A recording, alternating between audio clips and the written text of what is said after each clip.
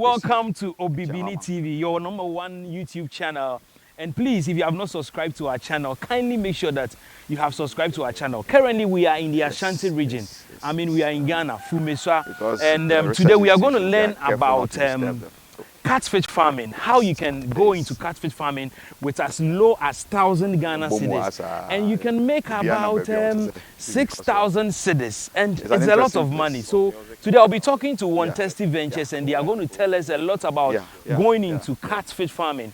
If you don't have a very huge capital, you can start small, and I bet you are going to make a lot of money. Kindly subscribe to the channel, like the video, and of course, you leave a comment, and we'll definitely get back to you. My name is Berimake Rajman. I'm going to be your host. Follow me to One Testy Ventures. Explain your system for us to see, because this is my first time seeing this. Right. Thank you. So this is a recirculating aquaculture setup. Okay. And when we talk about recirculating, it means that water is continually recirculated and reused in the system. Okay. For this system, we have a pond here that actually is, if you can see closely, the water is moving in that circular format. Yes. So what that does is that it actually causes a centrifugal push of all the waste to the center. Okay. You know, and then these hoses that you see here, the yellow hoses coming out of the water, actually have been placed in the central area, where the waste, where the wastes are concentrated. Okay. And it brings it into this bucket. Back here. And this bucket has also a filtration system in there. Okay. That first of all filters out the waste that has been brought. The waste, we call the biosolids, comes as a result of the fecal matter. Okay. You know, the fishes are in there. That's their home. Yeah. You know, they eat themselves, everything. The waste feed that, you know, builds up, it comes here for collection. And after it has been collected, you see this water looks like the one here. It means that it has been filtered and it's clean. We need to bring it back. So we bring it back. There's another pump here that brings it back into the water, the pond, through this bucket. This bucket has some substrate. The substrate is actually the habitat for some very good bacteria. We call them nitrobacter. So you introduce those bacteria here. Exactly. So naturally, once you have this system working, naturally they settle on the substrate that has been created for them. And the white material is supposed to actually repel the sun rays, so it doesn't kill them. That's why we use the white material here. And once it comes back, it means that they are breaking down the nitrite. You know, there are some, you know, ammonia in the water comes here for breakdown, and then the nitrite also excess of that could cause problems. So we break it down, and it becomes free nitrogen for them, and then it doesn't harm the fishes. So this is a biological filtration system that does that work perfectly. And with this, there's no need to change the water. Because I heard in catfish farming, you need to be frequently changing your water. If you want your catfish to grow and to be very healthy, you need to be changing the water. So I'm hearing this for the very first time. Right. So at what point, if I'm using this system, at what point do I have to change the water? Right. Water change is possible. Okay. It could happen, but on two conditions. For our system, the first condition is when you suspect overfeeding. When you have overfed the fish, the excess feed starts rotting, decaying in the water, and the decaying process uses oxygen. What it means that it will deplete the oxygen that the animals are supposed to use, and it will start causing problems for them. So once you suspect, and the first sign of overfeeding is you actually start smelling a very foul smell in the water. That means that there's been some form of overfeeding. You understand? Once that happens, then you have to change the water and replace with fresh one. The second condition is when you also suspect an infection in the fish. So you see maybe on their skin some start dying, and on their skin you see some skin lesions, and then, you know, some fungal rot here and there. Then you suspect no, there's something. So for you to be able to treat them, you need to take out the water, treat them before you refill. Okay, let me ask you that as we move to at that point. I want to ask you, if I go into catfish farming, how lucrative is this business if I want to go into catfish farming? Is it very lucrative for the youth of Ghana to go into, or it is something that you have to spend everything you have and you don't even get anything? I must be very frank with you. First off, every business has its incubation period. Sure. So when people think about lucrative, it's relative in the sense that nowadays you think that once you put in money, first 4 months you should have your money back. No, it doesn't work that way. Okay. Our system is proven and is tested that in 12 months, if you do a good production, you should be able to break even. Break even means that you've been able to take care of the fixed asset, the fixed cost that you put in there. So if you spend about 12,500 for a full setup, if you're able to do it consistently for 12 months, you should be able to get what you invested. Yeah, exactly. Then subsequently, there's what we call the running cost. Okay. So the running cost is what you put in. Okay, the tank is there. You have the biofiltration system. No, I don't pay you for don't those pay things. for that. Yes. Now, the running cost, if you decide to invest 5,000, the surety I can give you is that when you invest 5,000, let's make a little, arithmetic here. Okay. Now, if I put in 1,000 pieces of catfish. Catfish. Are we talking about fingerlings? Or no, I mean the fingerlings. Fingerlings. How much pieces. is one? One is about 1 cedi 50 pesos. Okay, so let's assume we are buying one for 1 cedi. Exactly. Then it's 1,000. 1,000. Let me just say you're investing 5,000 into to take care of the feed, to take care of the fingerlings, to take care of the one who is managing, okay, and maybe the water and electricity, 5,000. And then you end up at the end of your production cycle, which is about maximum 6 months. Maximum is 6 months. Yes. It means that you can harvest within 4 or 5 months. Of course. Possible. It's very possible. Okay. We harvest here as early as 4 months. Wow. It all depends on the size at which you start with. Okay. If you start with a very good size, within 4 months maximum, you should have about not less than 20% of them ready for the market. Wow. You understand? So if I invest 5,000. Yes, that's running. Running. We've talked about the breaking already. Yes. So running cost 5,000. Now you end up getting a success rate of maybe 60%. Okay, minimum. Okay. This is just wishful thinking. Minimum 60% success rate. What that means is that, assuming you have 600 pieces of fish in 6 months, and you decide that you want to just be so generous for the Christmas and sell one for 10 cedis. Which is not the case. In the market, I know in Accra, for instance, the minimum you can get is 15 cedis. Okay. And you decide that you want to sell it one for 10 cedis. That's 6,000, isn't it? Yeah. So 5,000, you get 6,000. Now, if you decide to go to the minimum rate in Accra for a kilo, and then you sell for 15 cedis, we are talking about 9,000. Sure. Wow. So it means that if we sell in kilos, right? Yes. So it means, for instance, if I have a fish I'm selling for, let's say 20 cedis, and I have about 12,000 fishes. Yeah. It means that within 6 or between 4, 5, 6 months, I'll be able to make over 240,000. You can. Your guess is as good as mine. And I realized that one thing about catfish is if you are selling them live, the prices are different from the smoked ones. Exactly. So when you add value, the value addition by its literal meaning means that you get more money. Wow. So once you smoke it, once you grill it, once you do something to the fish to add the value to it, then of course your money goes up. People will ask, and I know a lot of people watching us will ask that, is there a huge market for catfish farming in Ghana? If somebody decides to contact you, wants you to construct something like this, is there a huge market for something like this? There's a huge market for this. Ghana? In Ghana, yes, there is. The thing is that most of the things we do is also research based. Okay. So we take our time. Okay. That's the reason why sometimes you don't see these things on the market. It's only those who are in our close circle that get to know about it. But I can guarantee you from today, if you are ready to go into fish farming, catfish for that matter, this is the right system you can follow. Okay. You know, you don't have to dig. Unlike before where you have to go get an excavator to dig, a dugout for you. Okay. Now the cage culture system is also very expensive and all.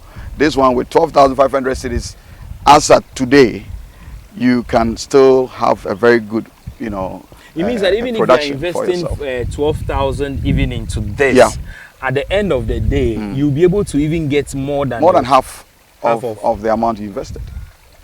And the good thing about catfish, let me add this. The reason why, personally, I would recommend catfish to anyone is that catfish keeps growing. They can grow to, any size you want them to, as long as they are well managed. Okay. So for instance, if I have catfish and I've not sold it, I'm not losing out, because once I keep feeding them and they are well managed, they will keep growing. It means that the more they grow, the bigger your value. It means that the value keeps going up. Of course. Wow. Unlike tilapia, tilapia gets to a point and then it can't go beyond that point. You know, it's just like chickens. That's why I will not personally, I'm not saying poultry is bad, but I'll personally not go into poultry, because poultry at the point they can't grow any bigger. You know, and they will still have to be fed. But catfish keeps growing. And then once they keep growing, your money keeps going up. So as you put in the feed, it translates into their body weight. Of course, you expect to get. It means that higher. you have to feed them very well. They need to be fed very well. Okay, so quickly, let me ask you, how often do we have to be feeding them? If I go in for, let's say, I want to start with one. Right. I start with the juveniles. How often do I have to feed the fishes? Right. So at the first pond there, we brought in some juveniles last week. Okay. We feed them 3 to 4 times every day. 3 to 4 times? Yes. They eat small or little at a time. Okay. But then at closer intervals, the frequency is quite close. So as you see them now, there's some leftover feed, you know, at the surface. Okay. Yes. After maybe an hour or two, you come back, you feed them, they'll eat. Okay. You know, at this stage, that's how they eat. The idea is not to overfeed them. You know, it's like kids don't know when to say, I'm okay. I'm okay. They also have the same mindset. Okay. So if you are not careful, you can even overfeed them, and it can cause problems for them. You know, they can rupture their tummies. Okay. So we are careful not to overfeed them at a go. It means that the feed, it depends on the number of months. Yes. So it depends the sizes, in terms of the sizes. So we have different feed sizes, pellet sizes for different stages of the fish. Okay. So at this stage, the juvenile stage, we are giving them 1.6 to 2.0 size range. Okay. And that is good for them for maybe about 3 weeks. And then after we switch to 2.0. Okay. Straight up. 2.0, you go to 3.0, you go to 4.5 millimeters, you go to 6.0 millimeters, and the final one is 8.0 millimeters pellet size. That's when they are matured and they are ready for the market. Okay, I know of the tarpaulin ponds, the concrete ponds, and I know about earthen ponds. I don't know, is there or are there any disadvantage when it comes to the earthen ponds? I must say, if you talk about earthen pond, I will not be comfortable with earthen pond, because I would want to be there to do the thing myself. Okay. You understand? So such a system comes in handy for anyone. You know, at home, I have one at home. My kids actually manage it. Wow. You understand? They manage the system and they are good at that. You know, so this comes in so easy for anyone at any point in time, wherever you want to set it up. It means with this one, if you have it at your backyard, exactly. If you are going to the office, you don't need to enter into no. You can just stand, you can still be in your suit, and so take care of it. Okay. You know, that is how easy this one works. Unlike the dugout where you need to, and mostly it's in muddy, waterlogged areas. You can't go there with this your ahinema. You need to be very careful about what you know, how to manage all that. So this one is, I would say, very hygienic and also very portable, and it comes in for whoever wants to do it at any point in time. Your backyard, it comes in handy for you. Wow. You know. Are you ready to help people who want to go into catfish farming in terms of getting this kind of ponds? I don't know whether you do it personally for yourself, or you are open if anybody wants to contact you for you to construct this. Of course, there's a business set up to this whole thing that actually takes care of the construction. So whoever needs it across the nation, wherever you are, even outside Ghana, I know we have people calling in from outside Ghana to have it set up for them. We are trying to find avenues to be able to do that. We have not gotten there yet. So currently we are focusing on Ghana. If there's any opportunity or avenue to go out of the country to help others get this, why not? We will be happy to do that. So here and now, One Testy Ventures is the business setup that is actually managing these things. One Testy Ventures. Whenever you type it in Google, One Testy, WONTSTY Ventures. You see, it's a very unique name. They are managing all these things, and I'm just only an engineer on this, pushing the agenda. Okay. You know, because I designed some of these things, and then we are working together. Okay, so this is your own design. These are designs that I made here. Even the filtration and everything. These are designs that I actually made here. Okay. Taking inspiration from my Brazilian counterparts. They have been advanced in these things.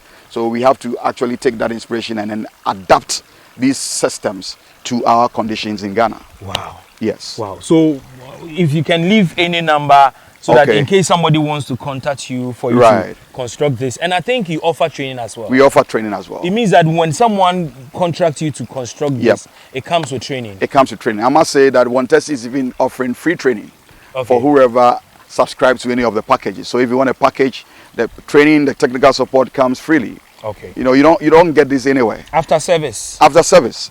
We still give you free training. Okay. And then technical support and backstopping all through. So, you were talking about overfeeding. Can you actually explain what overfeeding is? Right. So overfeeding is when you actually see so much feed at the surface of the water after they have eaten. So if I put in, what we do is that to curtail that, we have to do what we call response feeding.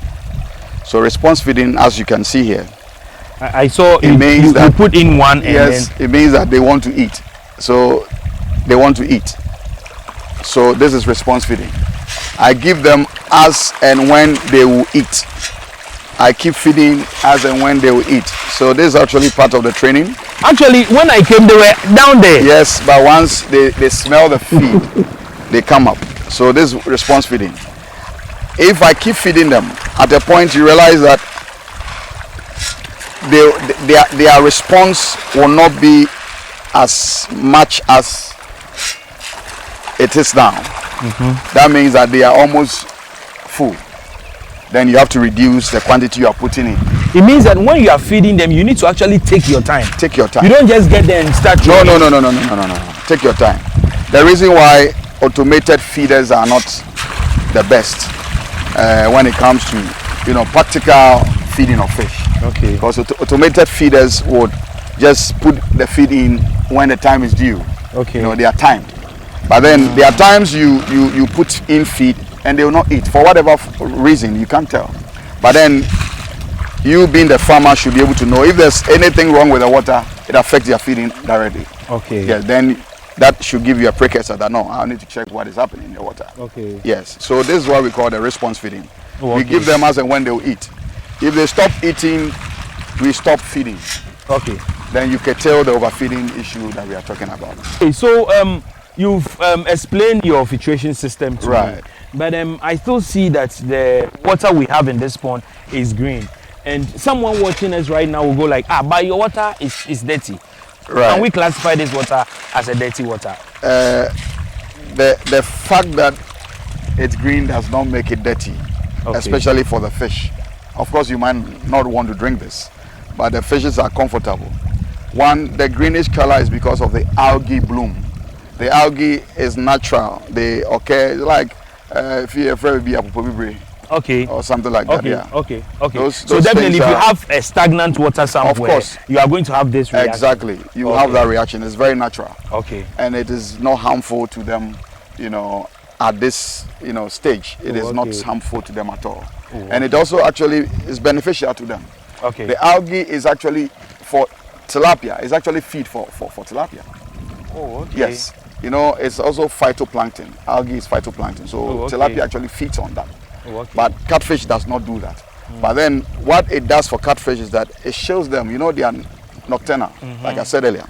So it shields them from the sun's radiations. Okay. During the day, it keeps them cool. They don't have that sunlight impact and all. And it is nothing bad at all as far as culture of catfish is concerned. Okay, so we've heard from Doctor, and in case you are a youth, you are a businessman, or you're looking for a business to venture into, then I recommend that you get into catfish farming because you are going to make a lot of money. Doctor, share your number with us in case someone wants to give you a contract to come and construct this at his or her backyard, or someone wants to go into full-time catfish farming. OneTest Ventures, how do we contact you? Right, so OneTest Ventures can be contacted any day on 0545323939. And then if you want to do WhatsApp, you can use 020-62-345-87. WhatsApp 020-62-345-87. The landline you can call is 0545-323939. Okay, doctor, before I let you go, how does your system work? Actually, I don't know whether it's powered by electricity or it is something manual. I don't know how the circulation takes place. Do I need to have electricity before this system works? Okay, so let me just put it on record that this system is a wonderful system. However, you need to have access to electricity. Okay. That is able to power the pumps that we use, because it's a continuous recirculating system. We use some pumps. Okay. In fact, the maximum power consumption for this system is about 100 watts. Oh, okay. 100 watts for us, those of us, yeah, you know, we know like one bulb could just take 100 watts. Okay, so for this whole pump, yes, 100 watts. 100 watts, that's all you need, maximum. Oh, okay. Maximum. We have even pumps that are lesser than that, Okay. maximum 80 watts. Okay. You know, should power this comfortably for you. So we need access to electricity. Okay. If you want even solar connections, we could have some links we could recommend to you if you want. And then you need to also have access to water. Okay. So borehole, if it's a stream you think is drinkable, we can use a stream. It means that you need to get tanks, bigger tanks, for you to be able to also store water as well. If it's within your means, why not? I think storing water is good, so that in case you need to do any water change, whatever, whenever there's a need, you do that. Okay. And then you also need to have a secured location. It will not be wise that you put this facility in an open space where people can pass by and then access it. You know, by the time you realize someone is harvesting your fish for you. True. And then lastly, the most important of all is to have a manager, someone who will be able to manage this.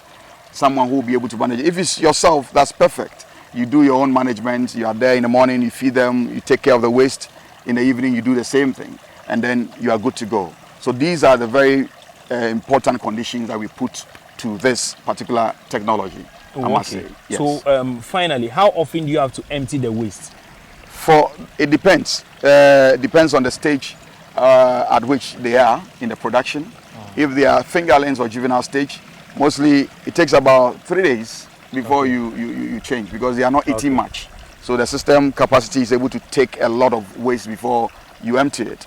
So if they grow, as they keep growing, then the frequency has to be increased. So you realize that in just a day, at this stage, they are about 8 months. 8 months. In just a day, we have to empty it twice. So in the morning, these are 8 months. Yes, in the morning and then in the evening. Okay. Yes, that's what we do. Okay. So let's talk about harvesting. Yes. So you start between 4 or 5 months. You should be able to. They are ready for table. And how do you even market it? Well, marketing, I always say it should start from you. You have people in your circle you can talk to. You have to do your market survey to know that whatever you are going into is something people need. If people need catfish, in what form do they need it? These are all part of the market survey you need to do. So it depends on where you are. Exactly. And what they want. Exactly. If you are in a very far place, you know, in the hinterland, and you are doing this, mostly the hinterlands people will not buy it. It's those who need it, probably in the towns and the cities. So all this should go into the market survey.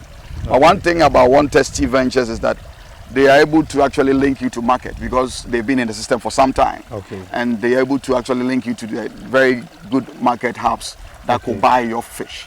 And that's the advantage as far as the project that they want to undertake for you is concerned. You understand? So I always say that know the people who need your fish. Start doing your market survey before you even go into it. And then we will support you. Once you get a big market, of course, One Testy will be happy to also tap into your market. You know, and then we can all grow together. That is the vision of the One Testy Ventures. Thank you, Doctor. It's a pleasure. So please, if you have not subscribed to Overfeeding TV, our YouTube channel, kindly subscribe to our YouTube channel, because we'll be dropping a lot of videos that we'll be recording from all walks of life, from Ghana, anywhere in the world. Thank you so much. Keep subscribing to our channel, like the video, and of course, you leave a comment. We'll definitely get back to you. I'm out. Bye-bye.